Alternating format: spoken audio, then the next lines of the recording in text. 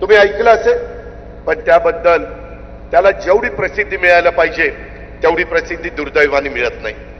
आणि मग आपल्या बरोबर पण काम करणाऱ्या माझ्या मागासवर्गीय समाजाला, आदिवासी समाजाला वाटतं अरे असं झालंय का? अजित पवार आणि त्यांचे सगळे सहकारी आणि राष्ट्रवादी काँग्रेस पक्षाचे नेतेगण फक्त शिवशाहू फुले आंबेडकरांच्या विचारधारेने चला एवढं भाषणापुरतं सांगतात का? नाही, आम्ही प्रत्येक गोष्ट कृतीमध्ये करतोय.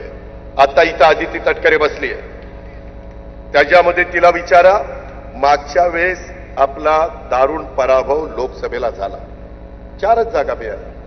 आम्हाला सगळ्यांना सांगितलं एक जागा तुम्ही महादेवराव शिवणकरांच्या करता सोडा, नाहीतर तिथं राजेश विटेकरची उमेदवारी ठरलेली होती. आपण ऐकलं.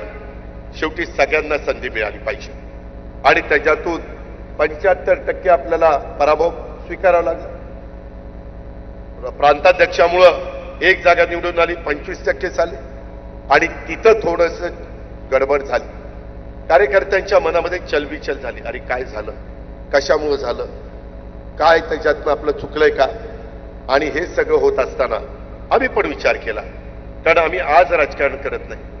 सुदैवाने माझ्यासारख्या कार्यकर्त्याला एकत्र काँग्रेस असताना प्रफुल्लभाईंना माहिती आहे, प्रफुल्लभाईंना पण 91लाच खासदारकीचं तिकीट मिळालेलं होतं काँग्रेसचे उमेदवार, आणि मलाही 91 साली खासदारकीचं तिकीट बारामतीतनं मिळालं होतं. आम्ही दोघे एकत्र खासदार झालो. नंतर काही राजकीय घडामोडी घडल्या, मला राज्याच्या राजकारणात यावं लागलं, आदरणीय पवार साहेबांना दिल्लीत जावं लागलं.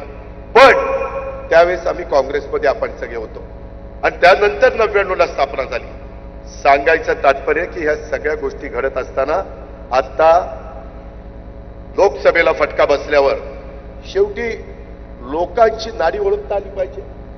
काय केल्यानंतर पुन्हा आपल्या महायुतीला पाठबळ मिळेल, काय आपल्या चुकलं का, कुठं आपण कमी पडलो, आणि त्याच्यातून आम्ही सगळ्यांनी चर्चा केली आणि तिथून लाडकी बहीण योजना पुढे आली.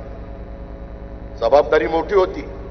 अर्थसंकल्पामधले जवळपास 40 ते 45 हजार कोटी रुपये या कामाच्या करता, पण माझ्या गरीब महिलांच्या करता, ज्यांच्या हातामध्ये कधी असं महिन्याच्या महिन्याला पैसे डीबीटीद्वारे येत नाही, त्यांनाही वाटतं की मी पण काहीतरी माझ्या कुटुंबाकरता करावं, मुलाबाळांकरता करावं, स्वतः करता करावं, असं बघणारा मोठा वर्ग चांद्यापासून बांद्यापर्यंत महाराष्ट्रामध्ये आहे आणि तो महिला वर्ग आहे. आणि त्याच्यामुळे तो विचार आपण केला.